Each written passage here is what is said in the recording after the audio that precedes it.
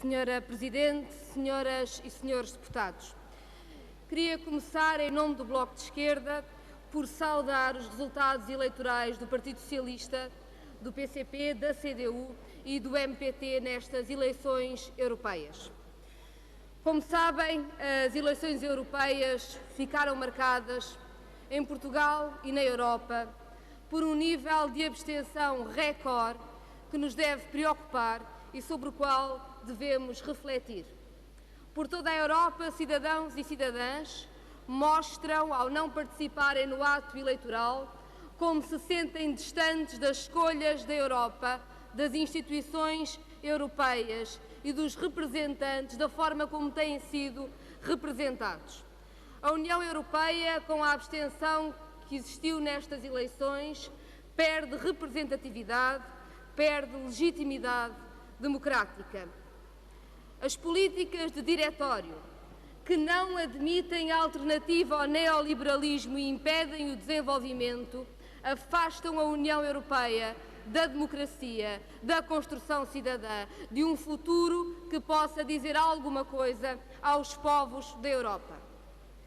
Não por acaso, as políticas neoliberais que têm feito o recuo no Estado Social da Europa, o recuo nos direitos de trabalho e têm transformado o desemprego numa marca permanente para as gerações mais jovens e uma marca que exclui também os desempregados de longa duração de uma cidadania plena, não por acaso, esta política que destrói vidas tem também, como outro lado da moeda, talvez o mesmo lado da moeda, o crescimento da extrema-direita na Europa, incluindo movimentos neonazis, fascistas, xenófobos e racistas.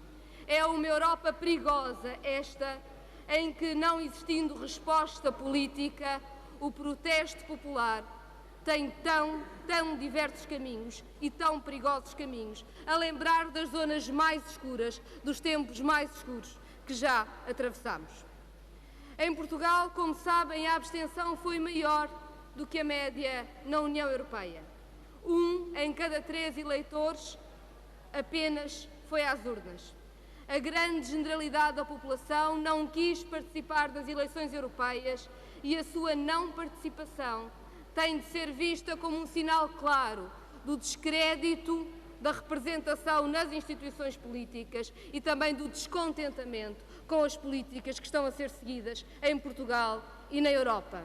Encolher os ombros face à abstenção, encolher os ombros face ao descrédito e ao descontentamento será porventura o caminho mais perigoso que poderíamos seguir e aquele que não nos podemos de forma alguma permitir. Senhoras e senhores deputados, o Bloco de Esquerda, como sabem e como já dissemos, teve um mau resultado nestas eleições europeias. O nosso objetivo era eleger 2 eurodeputados, elegemos apenas uma eurodeputada, Marisa Matias, que fez uma campanha mobilizada e mobilizadora, mas que não teve no seu programa, o Bloco de Esquerda, a capacidade de agregar as forças, os votos necessários para cumprir o seu objetivo.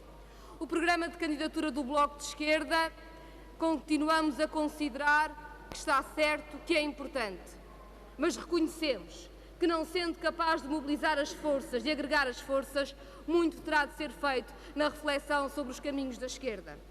O Bloco de Esquerda apresentou-se a estas eleições com um programa da Aliança das Esquerdas na Europa com 3 pontos essenciais: a rejeição da austeridade enquanto política na Europa, a colocação do pleno emprego no centro das políticas e a reestruturação das dívidas soberanas dos países da periferia do euro. Esta aliança entre as esquerdas na Europa teve bons resultados em alguns países. Este programa foi capaz, em alguns países, de mobilizar em torno de um programa de esquerda e congratulamos com esses bons resultados, nomeadamente com o resultado de Syriza na Grécia, mas não só, resultado do Sinn Féin, resultado da Esquerda Unida, resultados em vários Estados que mostraram que esta aliança de povos contra uma Europa da finança é uma aliança que pode agregar, que deve agregar. Não foi assim em Portugal, teremos naturalmente de retirar conclusões sobre isso mesmo. Mas, senhoras e senhores deputados, não poderia deixar também de assinalar aqui a derrota da direita e a derrota das políticas de austeridade. PSD e CDS juntos tiveram menos de 30% dos votos. PSD passa de 8 para 6 eurodeputados, CDS de 2 para 1.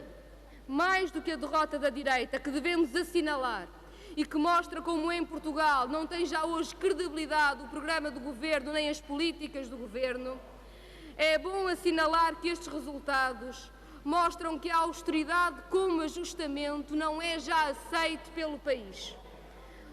Tantos postos de trabalho destruídos, tamanha degradação dos serviços públicos, ataque ao Estado Social, ataque aos salários e às pensões, jovens gerações que sentem que não têm lugar no seu país nem na Europa.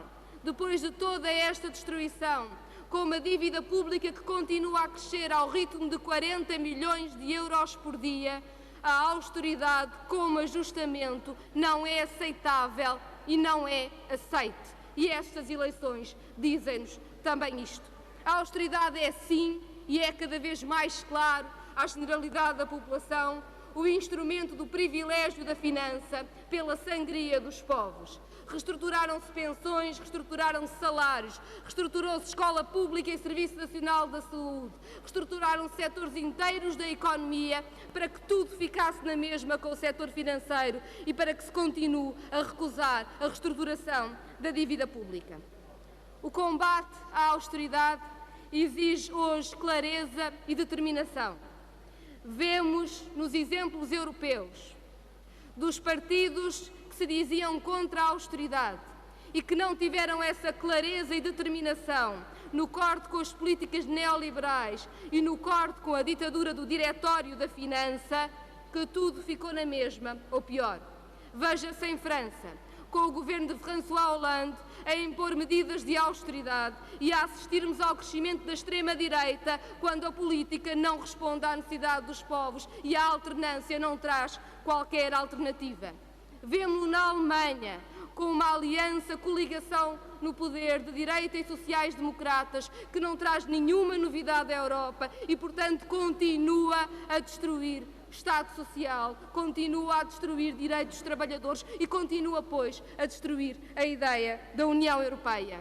Vemo-lo também na Grécia, em que partidos que queriam alguma mudança, mas nunca quiseram a mudança toda, estiveram em governos que só aprofundaram mais a crise social, a crise humanitária que vive o povo grego.